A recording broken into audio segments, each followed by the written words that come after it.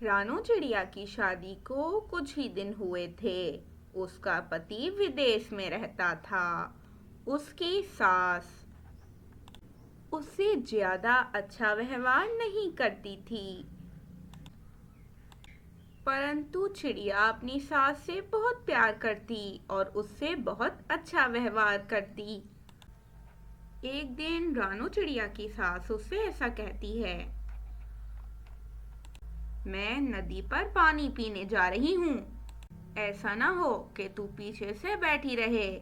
तू घर की सफाई कर ले, और हाँ, जब तक मैं नदी से पानी पी कर आती हूँ तब तक तू मेरे लिए कुछ खाने को भी बना देना।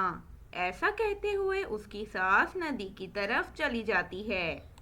सास चिड़िया नदी पर आई थी। तभी वहाँ गोरी कवि भी मौजूद थी। गोरी कवि सास चिड़िया को देखकर उससे ऐसा कहती है, कैसी हो बहन कमली? सुना है तुमने अपने बेटे की शादी करवाई है। कैसी है तुम्हारी बहू? दिखने में सुंदर भी है या फिर काली कलौटी है? गोरी, मैं तो ठीक हूँ और मेरी बहू भी सुंदर है, परंतु मुझे उसका पीला रंग नहीं पसंद।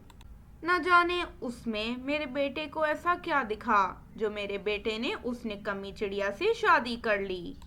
काम धाम करती नहीं है, बस बैठकर रोटियां ही तोड़ती है। अपनी बहू की सास चिड़िया इस तरह से बुराइयां कर रही थी। और फिर इस तरह कुछ और दिन गुजर जाते हैं। कुछ दिनों बाद रानो चिड़िया एक अंडा दे देती है। अरे रानो, इस अंडे से कोई सुंदर चिड़िया ही निकलनी चाहिए। अगर इस अंडे से कोई बदसूरत चिड़ा या चिड़िया निकली तो मैं तुझे पंख से पकड़कर निकाल दूंगी। वो अपनी सास को इन बातों का क्या जवाब देती। समय गुजरता है और कुछ दिनों बाद उस अंडे से एक लाल रंग की बहुत खूबसूरत सी चिड़िया बाहर आती है। सास चिड़िया तो उसे देखकर खुश हो जाती है और वो अपनी बहू से लड़ाई करना भी छोड़ देती है।